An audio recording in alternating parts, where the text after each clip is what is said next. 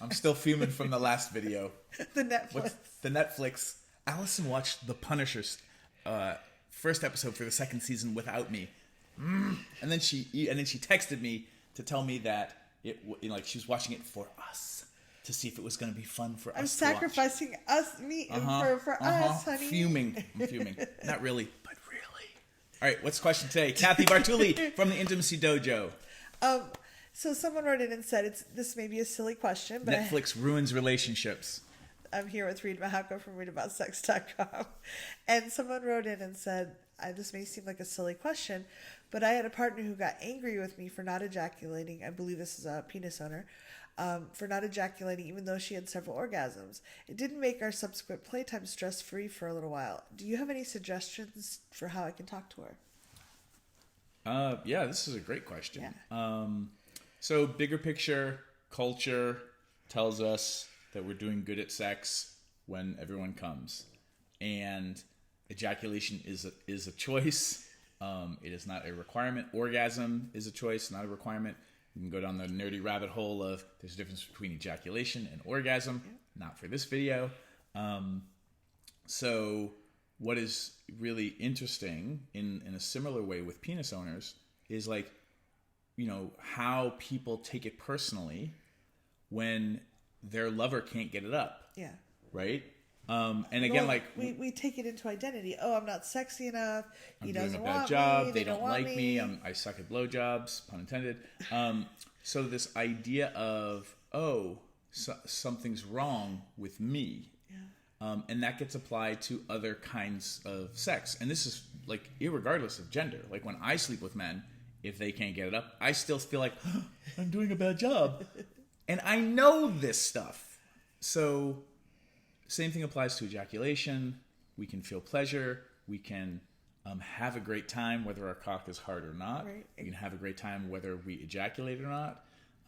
And in similar situations with talking with vulva owners, I would start with this idea of hey, I can't always come when I want to, just like some of my female friends, my vulva owner friends, trans or whatever, sometimes they can't come. Yeah. It's like that for dudes too.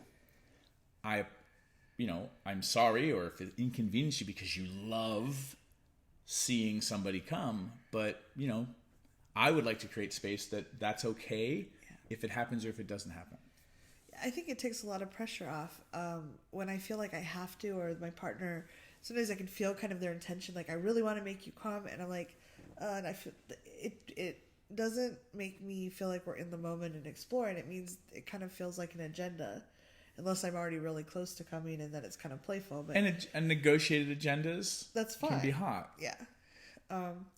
So I think just talking about just bringing it up or watching this video with this person and saying, hey, there's these kooky people and he has interesting hair today. Yeah, I always have interesting hair. Today's really interesting. You know what it is? So here's the deal. If somebody's showing you this video and you're sitting next to them and you can be like,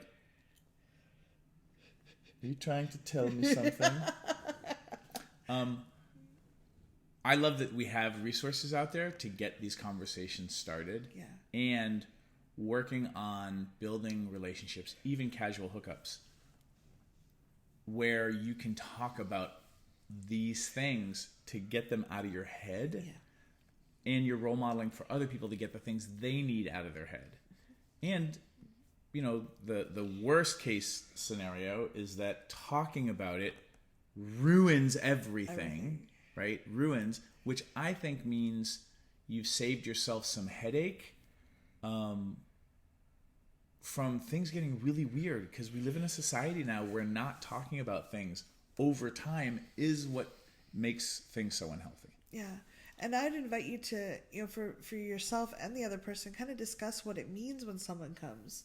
If someone ejaculates or orgasms, what are we making it mean about ourselves? I know that for me, there's kind of I think I've been acculturated still, even though I've worked on this a lot, but there's kind of a checkbox, oh, I did a decent job. This is evidence that I've completed my mission for the day and I'm a decent person for the next 5 minutes or whatever. If once you start articulating what that belief is, it starts to get kind of silly. It's just oh, that doesn't actually mean anything. It just means that person ejaculated or that person orgasmed. And yeah, it's silly, and people put a lot of meaning on things. They do, but when we start articulating it and getting out of the subconscious, to take away a lot of its power that it has in your head. Yeah. So I would encourage you just to talk to her, show her this video if you dare. Yeah. If you dare.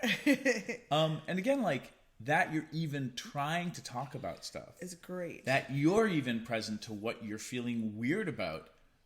Like, that's a kind of emotional literacy and communication ability that is not rampant in society, unfortunately. And, keep breathing.